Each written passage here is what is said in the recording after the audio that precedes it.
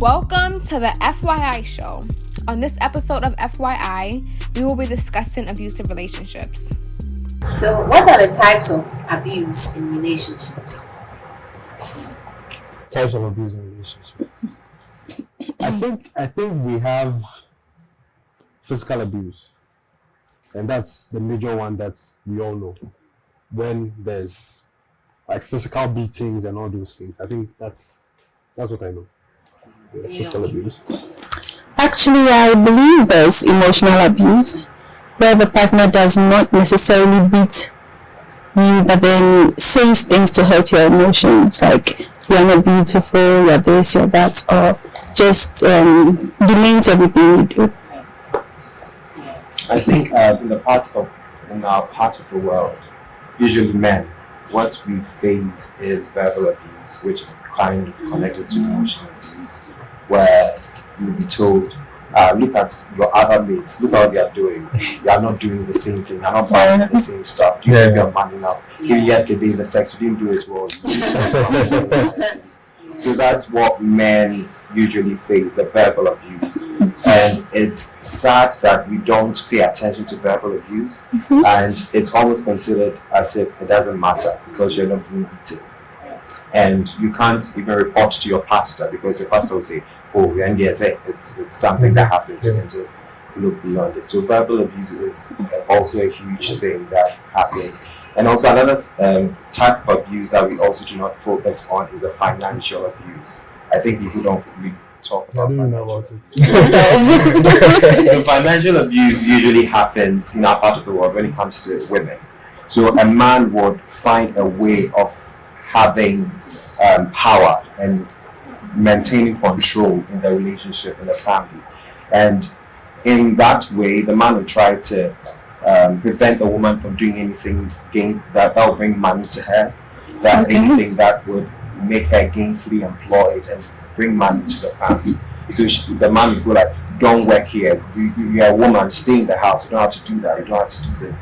And sometimes these men, usually there are men that would do that, these men also try to seize every property that the woman has, anything that the woman can use gainfully for financial income or anything like that. The man will try to seize that, and sometimes these things happen as well. How do you detect an abusive partner? How do you detect from the beginning an abusive partner? Such people are usually, they just want to gain control. It's about being able to control you. So you need to start to, at the beginning, see the things that they feel like they want to limit you. Maybe you are just dating, but don't go here, don't see this person. They want to limit how often you step out, the things you wear. You want to control your life, So basically, when you see that your partner is controlling, that should raise a red flag. So let's say you want to take a particular decision. You need to be able to take decisions freely without thinking your partner would come and then talk against it and more or less be very angry at your decision that you have taken. So you would see people there when they're taking decisions, it's like they are hoping the decision is favorable to their partners, and they're so scared about it. So it's like, oh, I want to buy, okay, let's say you want to buy a phone. So it'd be like, oh, I want to buy a phone, but in their minds they're like, I don't want my partner to say the phone that you bought is too expensive or it's too cheap. So they are not living lives for themselves anymore, and all they are doing is that they are doing things to please their partners. I think when you get to a place like that, you should begin to know that that's a signal that your partner might be abusive. But I believe some of them start on a very good note. He will probably not show to you from the beginning that he is abusive. So maybe because he wants to impress you, but then from the time when he starts, like you said, the petty things like, where are you going? Don't go there. Don't wear this. How much are you earning? This is too much money for you. Then I think that is when you can actually start. But from the beginning, I believe when people want to start a relationship, they try to impress each other. So it might be quite hard to see it from the very beginning. But I think you can find a way around that by seeing how they treat other people. That's a smart one. So if they are with people and then they talk to you nice, but maybe the wait and then they flare up, then you realize that this person has some temper issues, So you don't just say that, oh, he treats me fine, so that's okay. And then once he commits to you, you start to show the real colors. Usually with abusive partners, it often starts with a few manipulative things here and there, and we can talk about when it comes to sexual abuse, for example, which usually we don't talk about when it comes to intimate relationships, but it's a huge thing that happens most often in intimate relationships. In fact, research says that most sexual abuse cases are from an intimate partner. It's not from a stranger. It's in those relationships. So in the Christian field, for example, in the Christian circles community,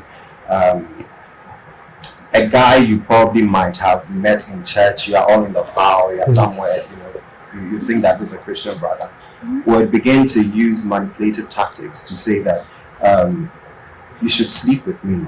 If you don't sleep with me, you don't love me. How would you say this, that so he would put you under this pressure into sleeping, like he doesn't, no matter the excuse you give. That's obvious that this person does not give a damn about how you feel. This person wants to have his way. So these manipulative tactics are also, clear signals too.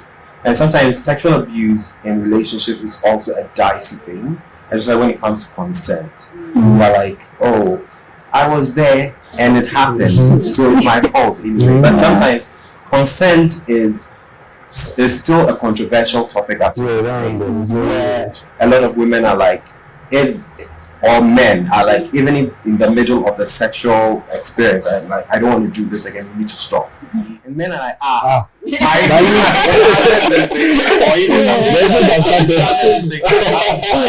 this point. So the communication should be there, where when you feel like a partner is feeling uncomfortable at some point, it's okay to say, why? Should I stop? Should I not do this? Do you want us to pray or something? You need to communicate about. For a lot of people, especially guys, they don't even straight. As long as the girl is not saying no, stop, you are making me. That never happens. Consent day. But that is not it. If she expresses some form of discomfort, she's not sure, she's uncertain. It's like, I probably don't want to do this. Sometimes in the midst of that, the woman might be a bit paralyzed and she might not be able to verbally tell you that you should stop. So you should be able to read her body language. If she's pushing you off, don't force yourself on. Some of those things, they are not because she didn't say it, but just read her body language as well. It's like, I'm your boyfriend, so this is supposed to be I'm entitled to you. But I think we ladies should come to the point where we are able to verbally say that we do not want this. I don't know whether it's because of fear or something. Maybe they fear that maybe if I say no, you will say, okay, then the relationship is over or something. But then you should be able to know what you want and what you do not want, because silence can put you in a situation you do not want at the end of the day. And you are the one going to suffer it at the long run. So I think women should be able to come to the point where if you do not want it, you don't want it, so you say no. Yes. I think one of the things that brought this about, this whole problem, especially in our society, in our context, is we've taught women especially not to be expressive about sex. So a lot of men take it as, if she's saying no, when Sana Oka.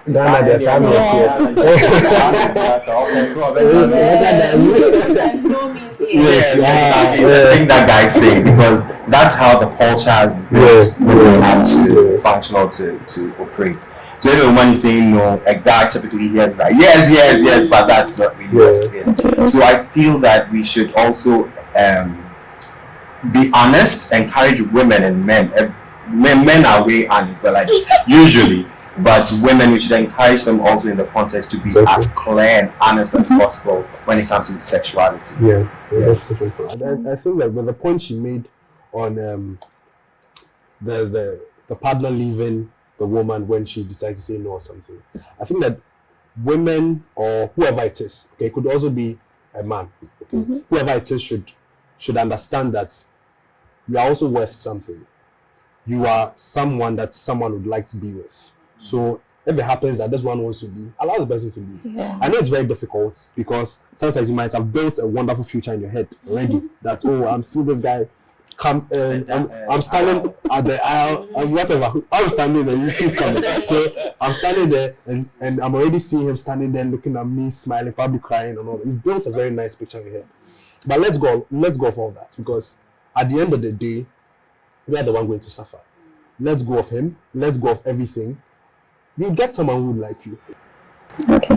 So can you change an abusive partner? I honestly don't think so. Unless the person decides on his own, on her own, to change. I don't think you Can change can the be the person. one to change. I don't think so.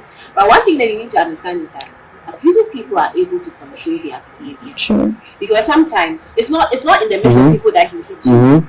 He waits when you are alone. Then he hits you. So that means that it's not by impulse. It's not something he can control. He can control himself. So if he's decided to be hitting you, then I don't think you are the one who's going to Change him.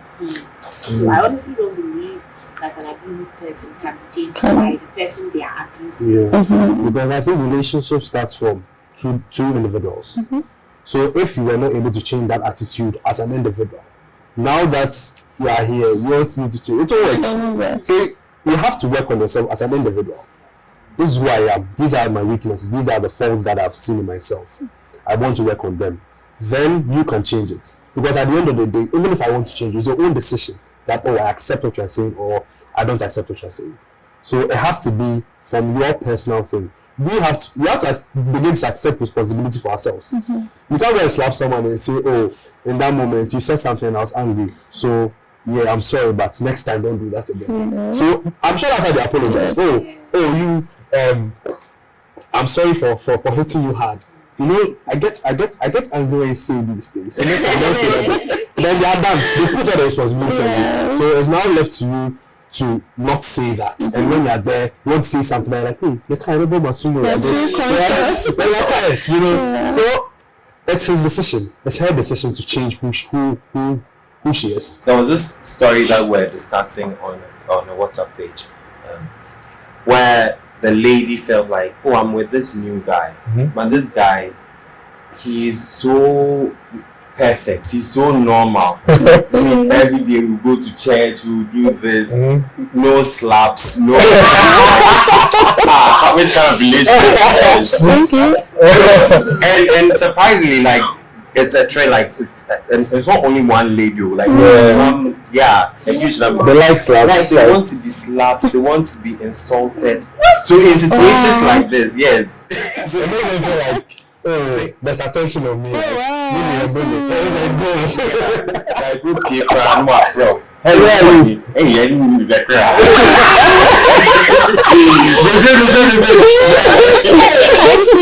See, love me. It's like that. Imagine you are a friend or you are a relative or something. How will you handle this? You see your sister, you see your brother going through this, and your brother or your sister or your friend enjoys this kind of abusive thing. What do you think? Like, what would you do? Wow. Reconfigure her mindset. Get her to see reality. That love can be expressed without it being violent. He doesn't have to insult you to show you that he loves you. I mean, so you can talk to her. How do you really feel when he calls you Pastor? Like, is it a great thing? Is it a great feeling? She'd say yes. She'll say yes. Yes. Then I think it's a psychological. And I think that even the partners who abuse the other, I think it all runs down to something. Most of them have psychological issues, anger issues. Maybe they grew up in a home where the father used to beat the mother or something. Because on a normal, one human being shouldn't feel good hurting the other person. So maybe we are, like you said, we are not paying so much attention to the psychological factor of it all. Yeah, and then in our community, anger, extreme anger is not considered as a psychological problem. It's Just bad. It's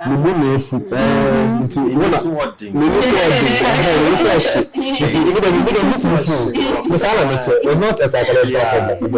But I think we need to understand that it's a disorder that we need to address, because nobody just gets up and gets angry like that. We know we all have our fuse limits, but if we all just cut anyhow, then I likely there is a problem. So I think it's a good thing that you raised this point, because we are now tackling like the causes of abuse, like to become an abusive person, what brings that about. And as you said, like family, that plays like a major role. Growing up, I see my mom always being beaten, my dad, that is like the model of what marriage is. Exactly. So when I end up in a relationship like that, I'm supposed to be a man. Like that's how it's supposed to be done. So naturally I switch into that mode and I act just like how I've seen. So you need to observe those traits and tell yourself that this is not going to happen, and being conscious of that. When that happens, you work on it. And if you can't, you seek help. That's one thing that we often do not do. We don't seek help. We try to do it on our own, and sometimes we do the prayer, but sometimes the prayer works. Other times, Charlie, if it doesn't work, find help elsewhere. I think to add to that,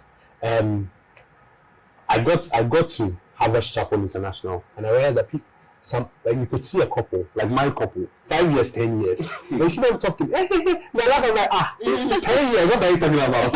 It's very off to me, because I come from a home where my mother and my dad, they have conversations, so that it's not. It's not, it's like, okay, there's some of the things that I've heard, like, again already. Okay, I already. Academic school fees. Is it those kinds of conversations? So I grew up with that mentality. But so coming to Harvest Chapel, where I saw, this couple, they're laughing. For 15 years, they're smiling. This is what's wrong with them. It's a bit. So I think that we pick these things up subconsciously. It's not that you want to learn, but then you pick them up subconsciously. So that comes to the point where you know that this is my orientation now. So I make a conscious effort to try and then change it, because I've seen something which is better. So Pastor Mensalter also made a statement. It was like he grew up seeing the mom being verbally abused, being controlled by the dad, and all of those things. And he made a conscious effort. He told himself, I don't want to be my father. It was a conscious effort. It wasn't like, I'm just growing. Let's see what happens. That's something that you shouldn't do if you want to. You have to make that conscious effort. This wasn't the right way for my mom to be treated. I want to be a better person. Yeah, with the mothers too, in Ghana, you see a mother in a trotro. Hey, last time I saw something like, did the child beg to come into the world? Like, and the child was sleeping, I was late too, like 11 p.m. And then the child will wake up. And that's also in the call. And that, Action. So when the child grows up, you show the love to the children.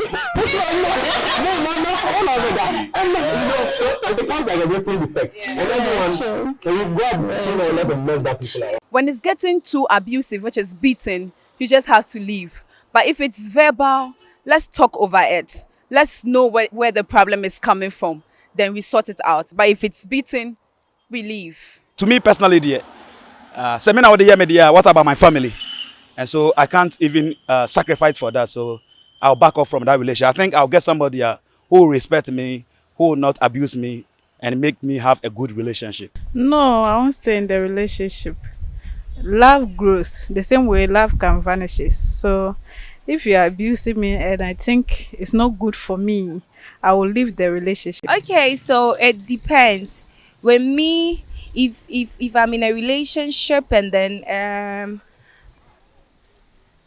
let me say my boyfriend or my partner tried to abuse me, I've been trying to settle things and then it's not working out.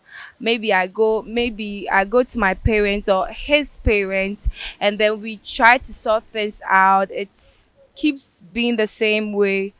I think I'll just leave the relationship. everything. Okay, I'll probably leave her because abusive in a way that maybe we have kids and you are abusing me, you can take it on my kids easily. And even if we don't have any kids or anything, it's not right to be with a partner who will be abusing me if you claim you really love me. I can't kill myself. So if it's in a relationship that's not marriage, come on, I'll run. But if it's marriage, we are married already, and he's bringing out such behaviors, I'll let people know about it. All there's people who can advise him on that. Probably this saying that if you are with an abusive partner, would you stay or leave? Oh, leave. I'm good. You find people saying, "Oh, but I love him. Oh, I'm staying because of the kids, especially when they're married." Let's just say, I don't think anyone can abuse me. But imagine,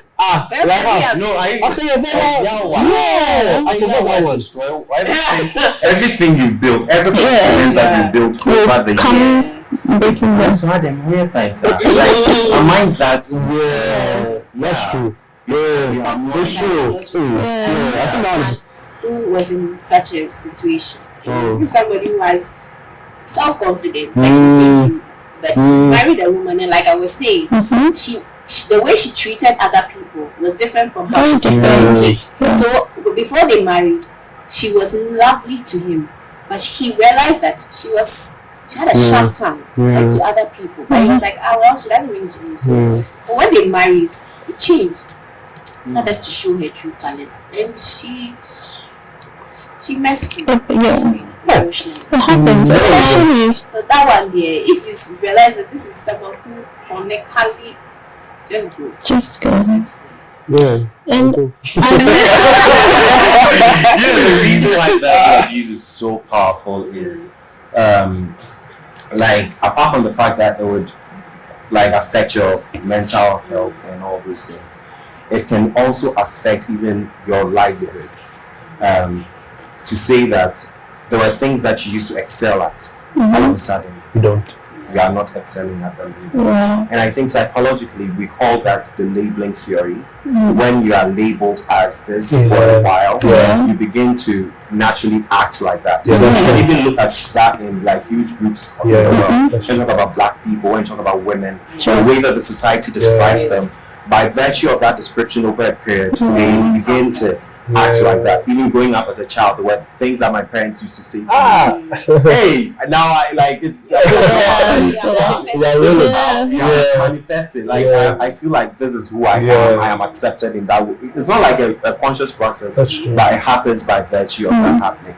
So it's so important that you change that. If you are in a situation where you are sort of helpless, so like you mentioned, maybe there are children in the picture, or maybe you don't have anyone to go to. If you leave, there's literally no one, nowhere to go. How do you handle such situations? Because we saying that, oh yeah, abusive relationship, there you go, but you know, sometimes and maybe your kids, you need them, you want them to have a father experience, and how do you handle? I think if you are a mother and you have kids and you have the finances to take you out of your husband's house, I mean, you can leave, you can rent a place, you can take care of yourself and the kids. Despite the fact that you'll be taking a father from them, it's better than letting them grow up and then pick that treat, because it's not only to you, they see it happening and it will psychologically affect them. You realize that they will start coming back in their academics. They will start being violent themselves in little things, and it really isn't worth it. This is what our resource persons have to say. Without one, I will leave. Because there is a saying that as a man thinketh thee, as a man thinketh thee, so he is. So definitely, that's how you are. That's your nature. So I just have to leave. I don't have to be in it and make sure I meet my grave before I'll leave. No. You're abusive. Like, I just have to leave. No, it's a no. I'll just leave away. I'll just move. For that, I think I agree with you. I'll leave, because sometimes we think after marriage things will change. That's what we keep telling ourselves. Oh, when we marry, things will change. Yeah. But trust me, it is going to get worse. Okay, so abusive relationships are no. Run for your life. Run. Say it, run. Hey, it's Delicious. Click that subscribe button. Don't forget to like and share as well. Okay.